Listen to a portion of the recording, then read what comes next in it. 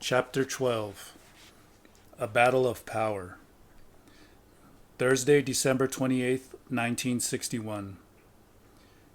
We started on a journey very early in the morning. We drove south and then east to the mountains. Don Juan had brought gourds with food and water. We ate in my car before we started walking. "Stick close to me," he said. "This is an unknown region to you, and there is no need to take chances. You are going in search of power, and everything you do counts. Watch the wind, especially toward the end of the day. Watch when it changes directions, and shift your position so that I always shield you from it."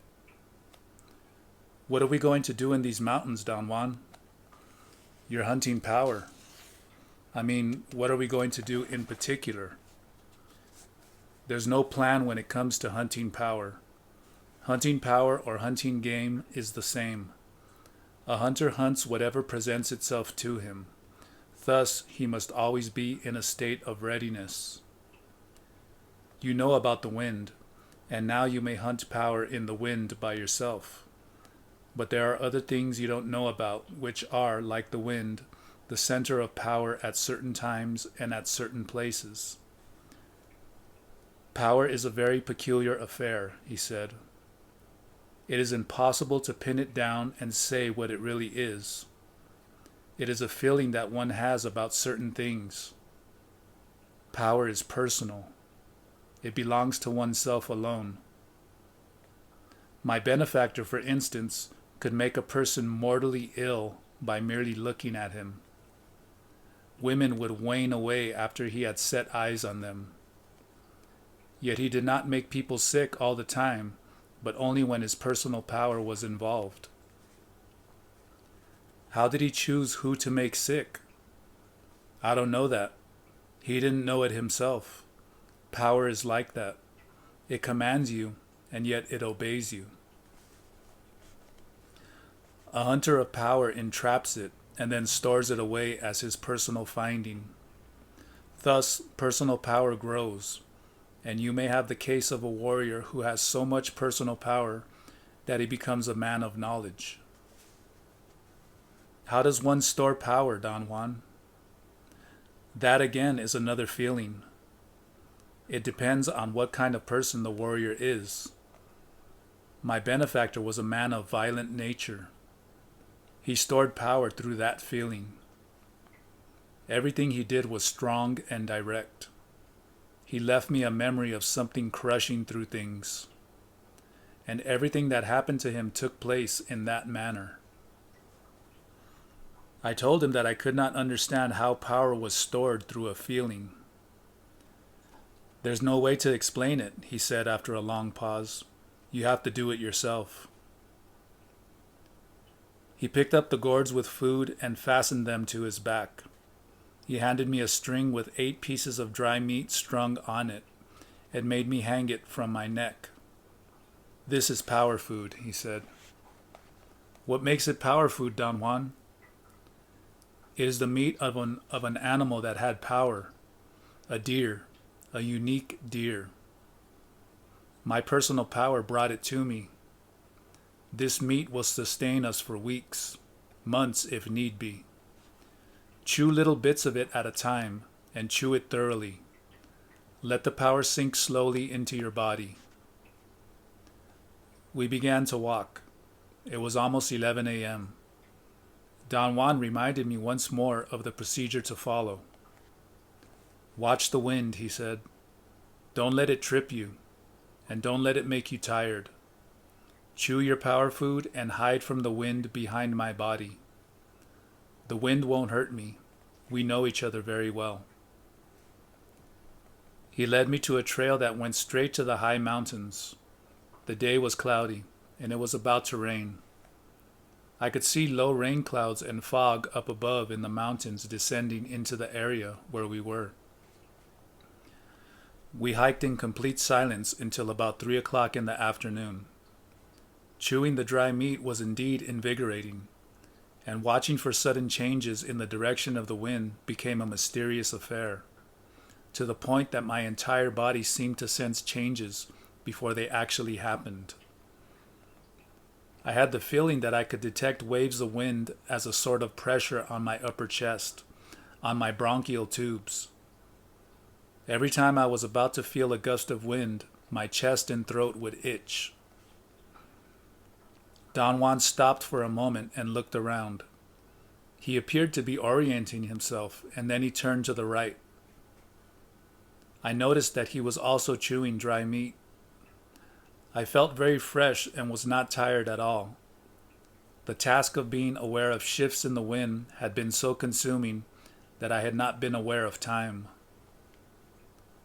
We walked into a deep ravine and then up one side to a small plateau on the sheer side of an enormous mountain. We were quite high, almost to the top of the mountain. Don Juan climbed a huge rock at the end of the plateau and helped me up to it. The rock was placed in such a way as to look like a dome on top of a precipitous walls. We slowly walked around it. Finally, I had to move around the rock on my seat, holding on to the surface with my heels and hands. I was soaked in perspiration and had to dry my hands repeatedly. From the other side, I could see a very large, shallow cave near the top of the mountain. It looked like a hall that had been carved out of the rock.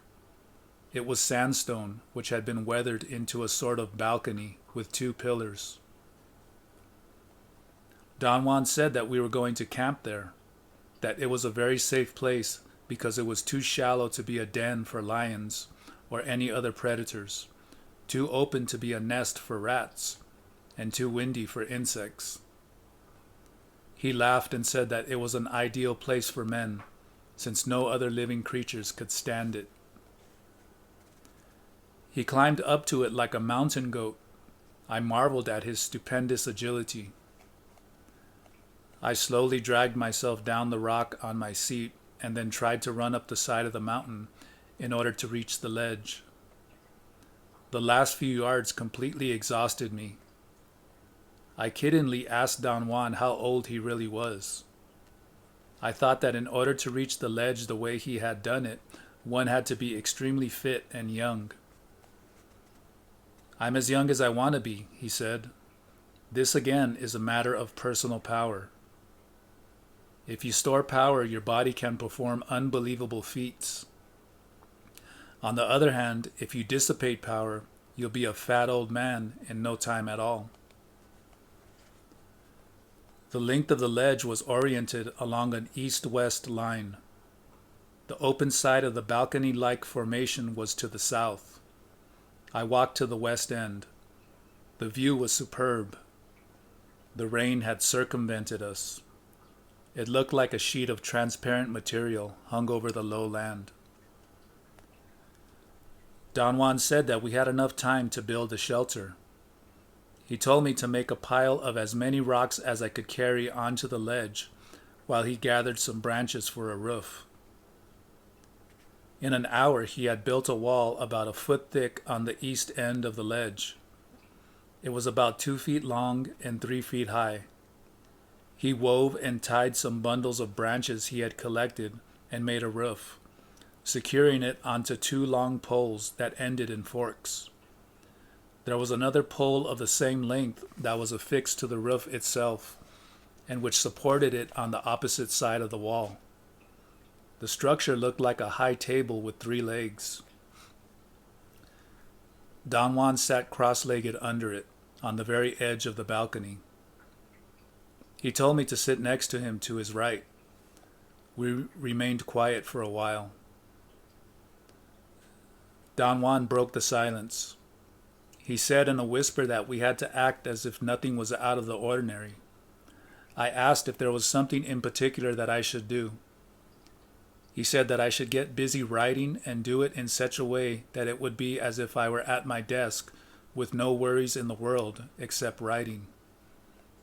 At a given moment, he was going to nudge me, and then I should look where he was pointing with his eyes. He warned me that no matter what I saw, I should not utter a single word. Only he could talk with impunity because he was known to all the powers in those mountains. I followed his instructions and wrote for over an hour. I became immersed in my task. Suddenly I felt a soft tap on my arm and saw Don Juan's eyes and head move to point out a bank of fog about 200 yards away, which was descending from the top of the mountain.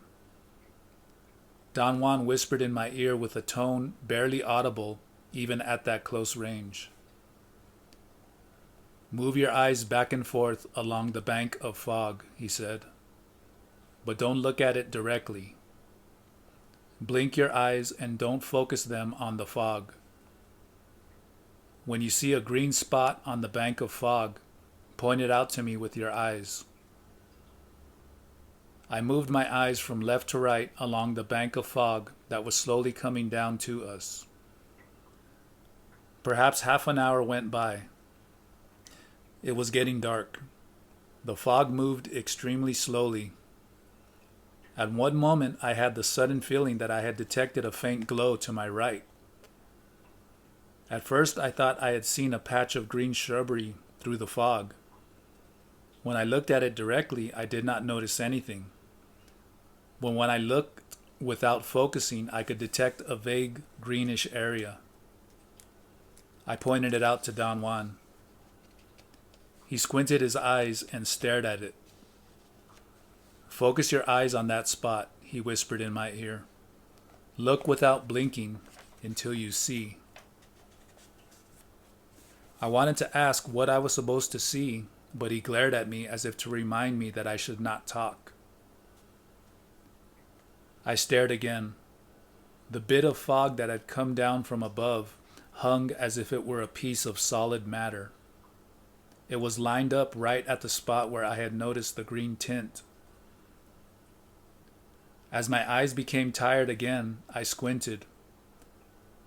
I saw at first the bit of fog superimposed on the fog bank, and then I saw a thin strip of fog in between that looked like a thin, unsupported structure, a bridge joining the mountain above me and the bank of fog in front of me. For a moment, I thought I could see the transparent fog, which was being blown down from the top of the mountain, going by the bridge without disturbing it. It was as if the bridge were actually solid. At one instant, the mirage became so complete that I could actually distinguish the darkness of the part under the bridge proper, as opposed to the light sandstone color of its side. I stared at the bridge dumbfounded, and then I either lifted myself to its level or the bridge lowered itself to mine. Suddenly, I was looking at a straight beam in front of me. It was an immensely long, solid beam, narrow and without railings, but wide enough to walk on. Don Juan shook me by the arm vigorously. I felt my head bobbing up and down, and then I noticed that my eyes itched terribly. I rubbed them quite unconsciously. Don Juan kept on shaking me until I opened my eyes again. He poured some water from his gourd into the hollow of his hand and sprinkled my face with it. The sensation was very unpleasant. The coldness of the water was so extreme that the drops felt like sores on my skin. I noticed then that my body was very warm. I was feverish. Don Juan hurriedly gave me some water to drink and then splashed water on my ears and neck. I heard a very loud, eerie, and prolonged bird cry. Don Juan listened attentively for an instant and then pushed the rocks of the wall with his foot and collapsed the roof. He threw the roof into the shrubs and tossed all the rocks one by one over the side. He whispered in my ear, "Drink some water and chew your dry meat. We cannot stay here." That cry was not a bird.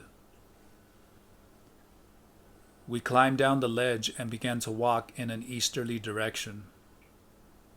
In no time at all, it was so dark that it was as if there were a curtain in front of my eyes. The fog was like an impenetrable barrier. I had never realized how crippling the fog was at night. I could not conceive how Don Juan walked. I held onto his arm as if I were blind. Somehow I had the feeling I was walking on the edge of a precipice. My legs refused to move on. My reason trusted Don Juan, and I was rationally willing to go on, but my body was not, and Don Juan had to drag me in total darkness.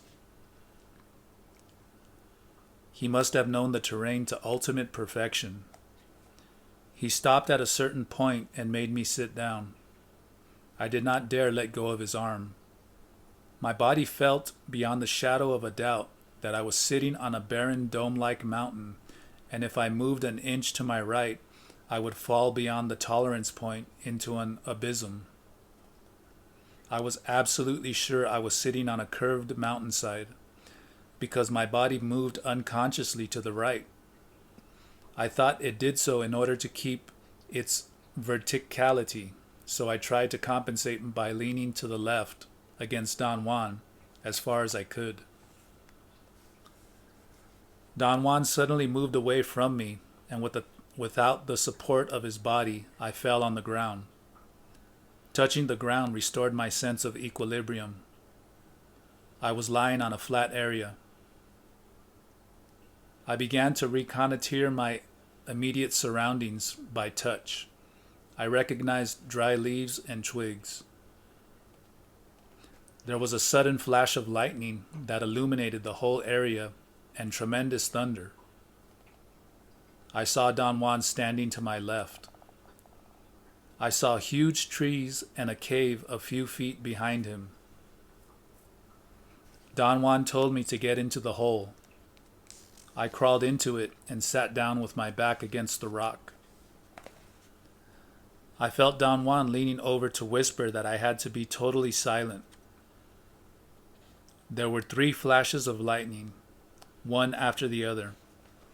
In a glance, I saw Don Juan sitting cross-legged to my left. The cave was a concave formation big enough for 2 or 3 persons to sit in.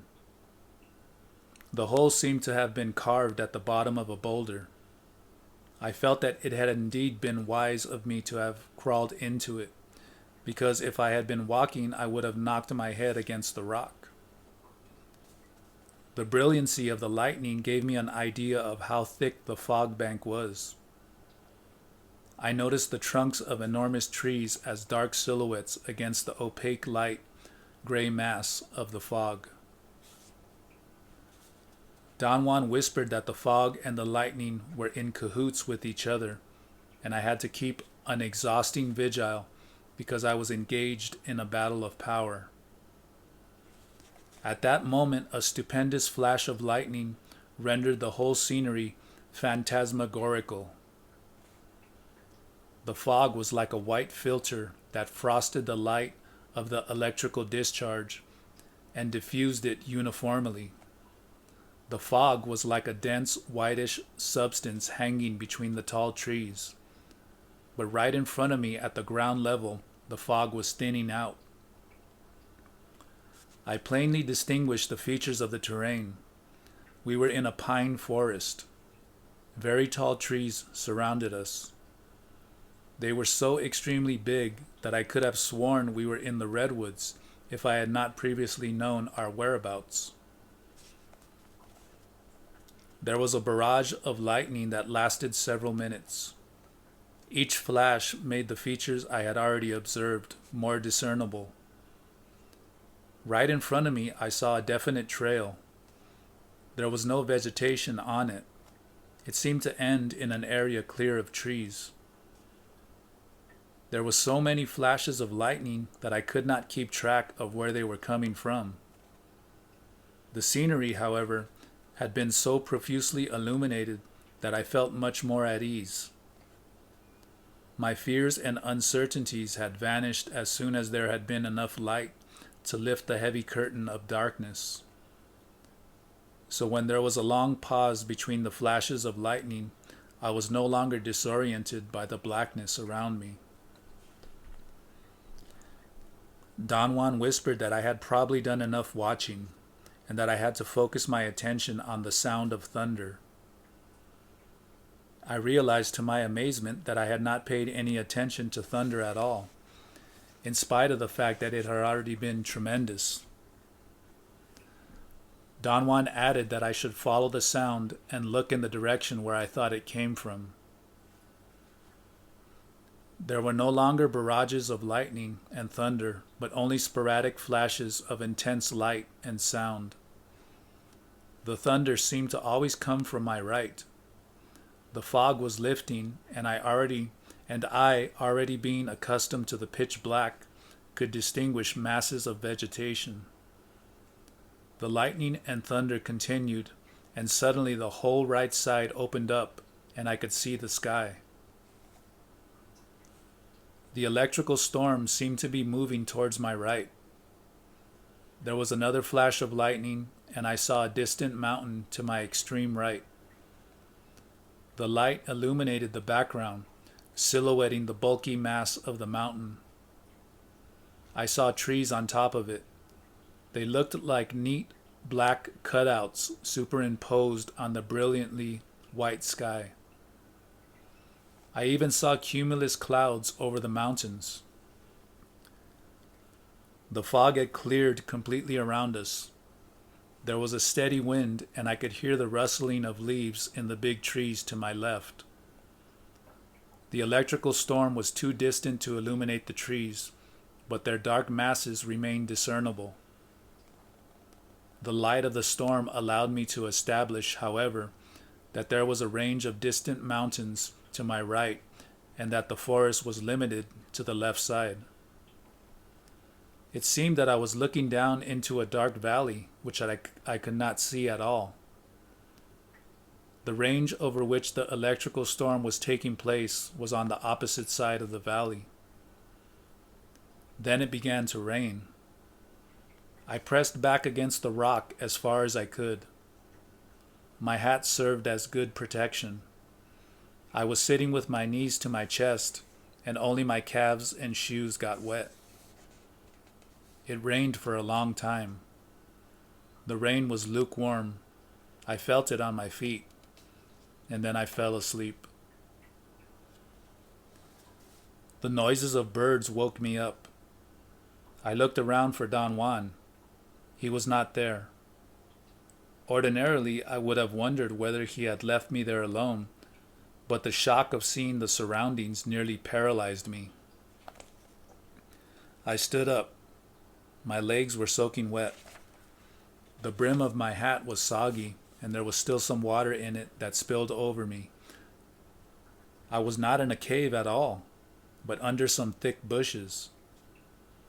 I experienced a moment of unparalleled confusion. I was standing on a flat piece of land between two small dirt hills covered with bushes. There were no trees to my left and no valley to my right. Right in front of me, where I had seen the path in the forest, there was a gigantic bush. I refused to believe what I was witnessing. The incongruency of my two versions of reality made me grapple for any kind of explanation. It occurred to me that it was perfectly possible that I had slept so soundly that Don Juan might have carried me on his back to another place without waking me. I examined the spot where I had been sleeping. The ground there was dry, and so was the ground on the spot next to it, where Don Juan had been. I called him a couple times and then had an attack of anxiety and bellowed his name as loud as I could. He came out from behind some bushes. I immediately became aware that he knew what was going on. His smile was so mischievous that I ended up smiling myself. I did not want to waste any time in playing games with him. I blurted out what was the matter with me. I explained as carefully as possible every detail of my night-long hallucinations. He listened without interrupting. He could not, however, keep a serious face, and started to laugh a couple of times, but he regained his composure right away. I asked for his comments 3 or 4 times. He only shook his head as if the whole affair was also incomprehensible to him. When I ended my account, he looked at me and said, "You look awful. Maybe you need to go to the bushes." He cackled for a moment and then added that I should take off my clothes and wring them out so they would dry. The sunlight was brilliant. There were very few clouds. It was a windy, brisk day.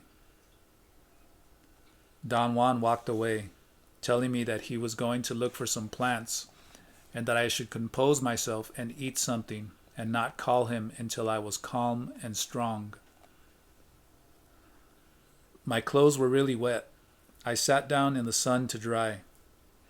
I felt that the only way for me to relax was to get out my notebook and write. I ate while I worked on my notes. After a couple of hours, I was more relaxed and I called Don Juan. He answered me from a place near the top of the mountain. He told me to gather the gourds and climb up to where he was. When I reached the spot, I found him sitting on a smooth rock. He opened the gourds and served himself some food. He handed me 2 big pieces of meat. I did not know where to begin. There were so many things I wanted to ask. He seemed to be aware of my mood and laughed with sheer delight. "How do you feel?" he asked in a facetious tone.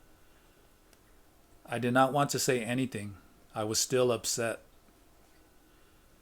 Don Juan urged me to sit down on the flat slab. He said that the stone was a power object and that I would be renewed after being there for a while. "Sit down," he commanded me dryly. He did not smile. His eyes were piercing. I automatically sat down. He said that I was being careless with power by acting morosely, and that I had to put an end to it, or power would turn against both of us and we would never leave those desolate hills alive. After a moment's pause, he casually asked, "How is your dreaming?" I explained to him how difficult it had become for me to give myself the command to look at my hands. At first, it had been relatively easy, perhaps because of the newness of the concept. I had had no trouble at all in reminding myself that I had to look at my hands. But the excitation had worn off, and some nights I could not do it at all. "You must wear a headband to sleep," he said. "Getting a headband is a tricky maneuver. I cannot give you one, because you yourself have to make it from scratch. But you cannot make one until you have had a vision of it in dreaming. See what I mean? The headband has to be made according to the specific vision, and it must have a strip across it that fits tightly on top of the head, or it may very well be like a tight cap. Dreaming is easier when one wears a power object on top of the head. You could wear your hat or put on a cowl like a friar and go to sleep, but those items would only cause intense dreams, not dreaming." He was silent for a moment and then proceeded to tell me in a fast barrage of words that the vision of the headband did not have to occur only in dreaming, but could happen in states of wakefulness, and as a result of any far-fetched and totally unrelated event, such as watching the flight of birds, the movement of water, the clouds, and so on. "A hunter of power watches everything," he went on, "and everything tells him some secret." "But how can one be sure that the things are telling secrets?" I asked. I thought he may have had a specific formula that allowed him to make correct interpretations. "The only way to be sure is by following all the instructions I have been giving you," starting from the first day you came to see me, he said. In order to have power, one must live with power. He smiled benevolently. He seemed to have lost his fierceness. He even nudged me lightly on the arm. Eat your power food, he urged me. I began to chew some dry meat, and at that moment I had the sudden realization that perhaps the dry meat contained a psychotropic substance, hence the hallucinations. For a moment I felt almost relieved. If he had put something in the meat, my mirages were perfectly understandable. I asked him to tell me if there was anything at all in the power meat. He laughed, but did not answer me directly. I insisted, assuring him that I was not angry or even annoyed, but that I had to know so I could explain the events of the previous night to my own satisfaction. I urged him, coaxed him, and finally begged him to tell me the truth. You are quite cracked, he said, shaking his head in a gesture of disbelief. You have an insidious tendency. You persist in trying to explain everything to your satisfaction. There is nothing in the meat except power. The power was not put there by me or by any other man, but by power itself. It is the dry meat of a deer, and that deer was a gift to me in the same way a certain rabbit was a gift to you not too long ago. Neither you nor I put anything in the rabbit. I didn't ask you to dry the rabbit's meat, because that act required more power than you had. However, I did tell you to eat the meat. You didn't eat much of it because of your own stupidity. What happened to you last night was neither a joke nor a prank. You had an encounter with power. The fog, the darkness, the lightning, the thunder, and the rain were all part of a great battle of power.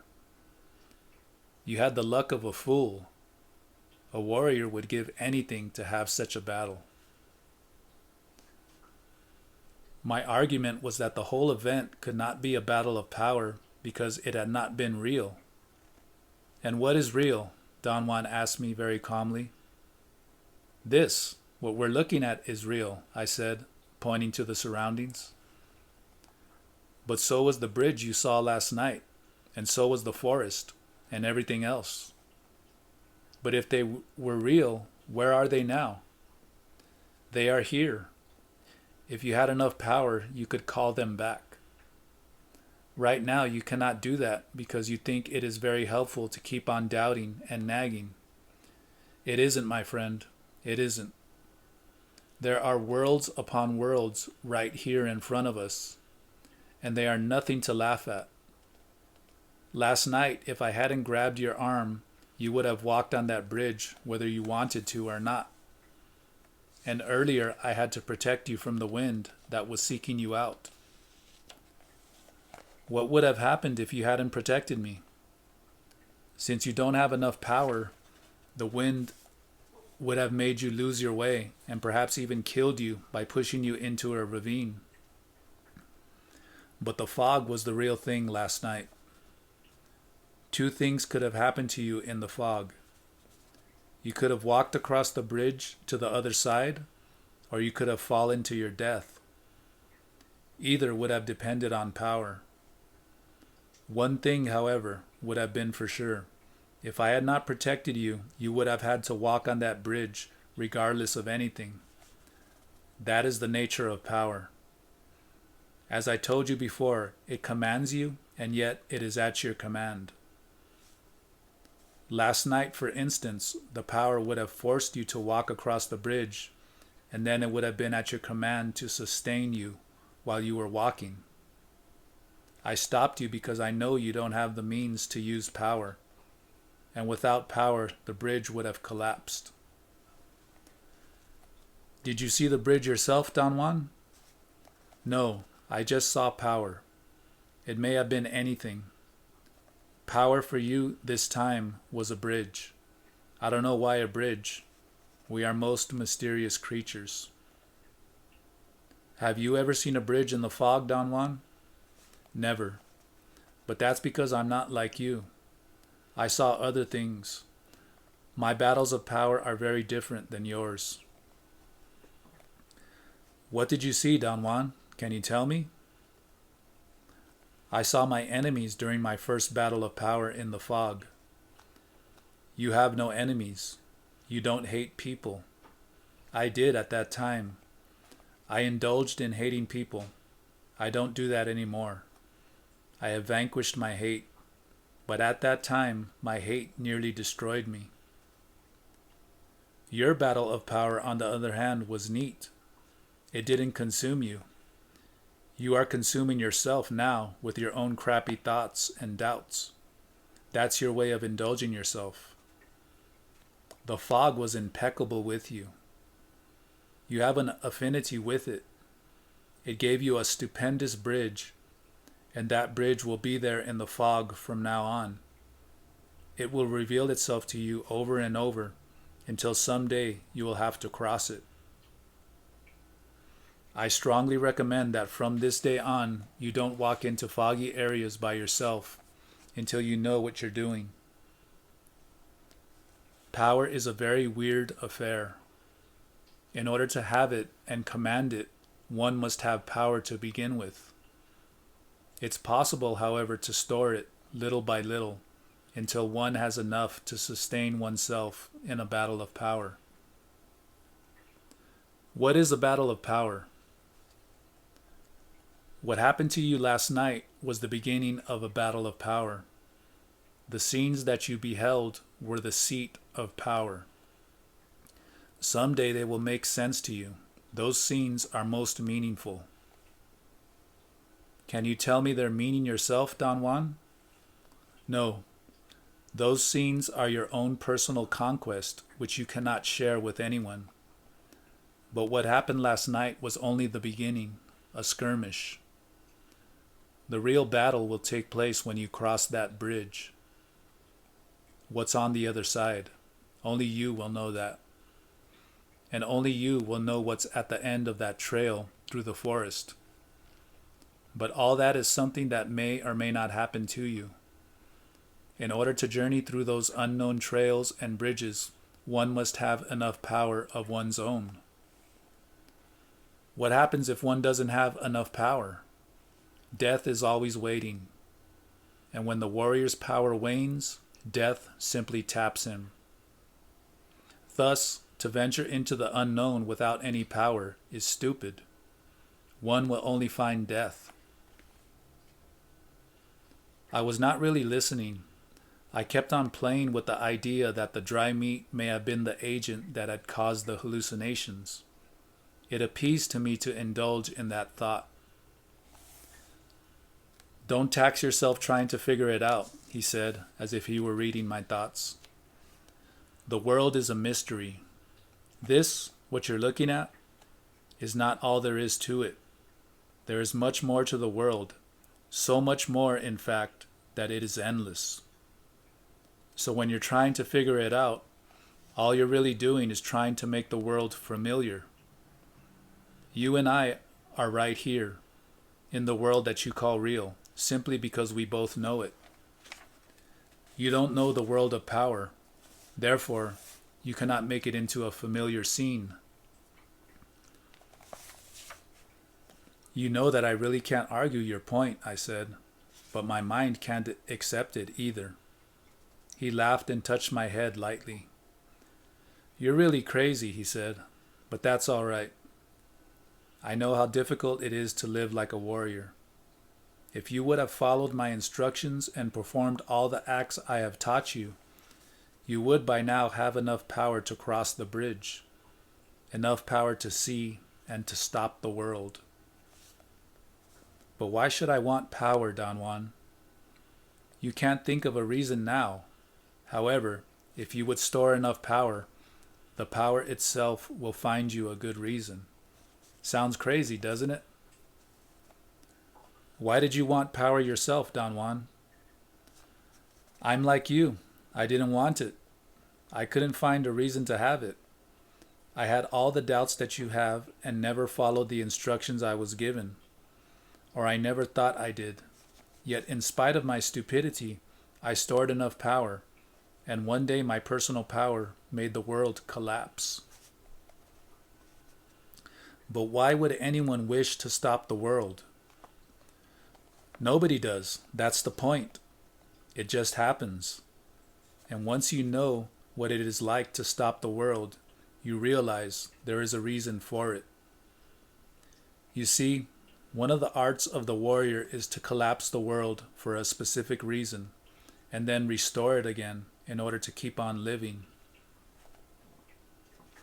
I told him that perhaps the surest way to help me would be to give me an example of a specific reason for collapsing the world. He remained silent for some time. He seemed to be thinking what to say. I can't tell you that, he said.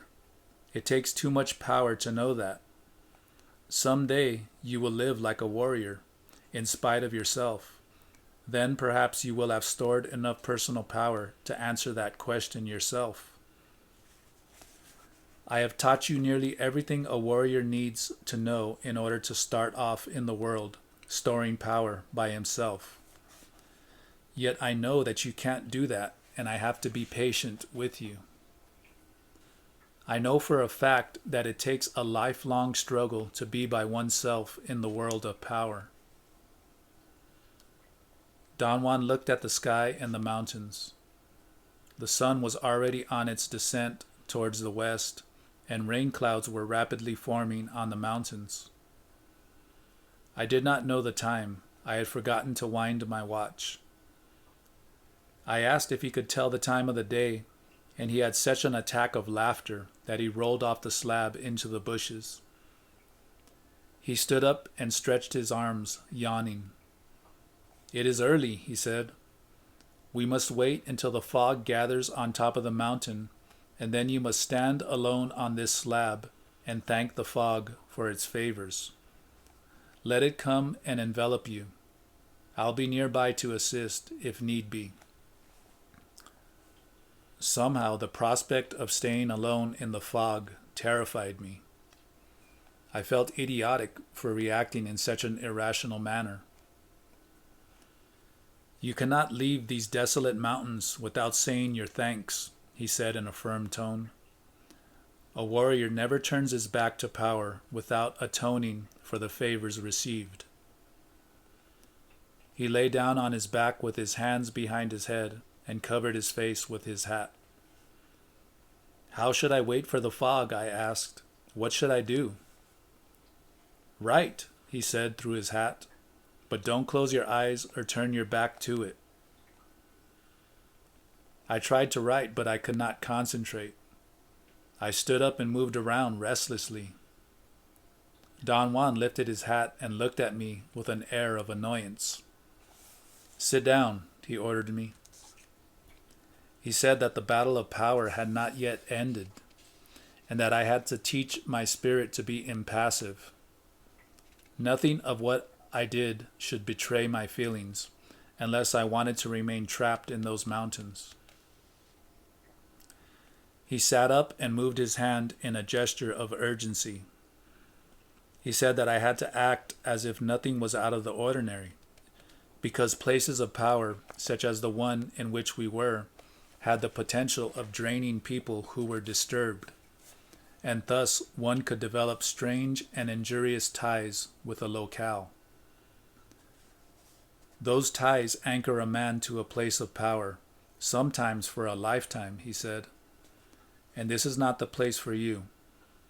You did not find it yourself, so tighten your belt and don't lose your pants. His admonitions worked like a spell on me. I wrote for hours without interruption. Don Juan went back to sleep and did not wake up until the fog was perhaps 100 yards away, descending from the top of the mountain. He stood up and examined the surroundings. I looked around without turning my back. The fog had already invaded the lowlands, descending from the mountains to my right. On my left side, the scenery was clear, The wind, however, seemed to be coming from my right and was pushing the fog into the lowlands as if to surround us.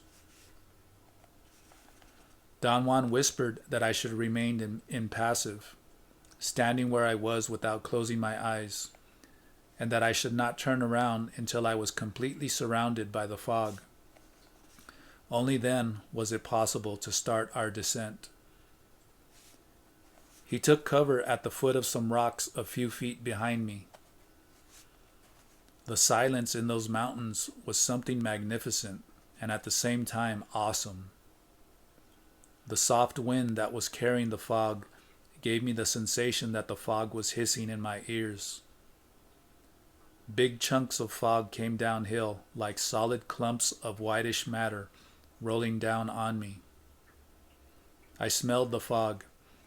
It was a peculiar mixture of a pungent and fragrant smell, and then I was enveloped in it. I had the impression the fog was working on my eyelids. They felt heavy, and I wanted to close my eyes. I was cold.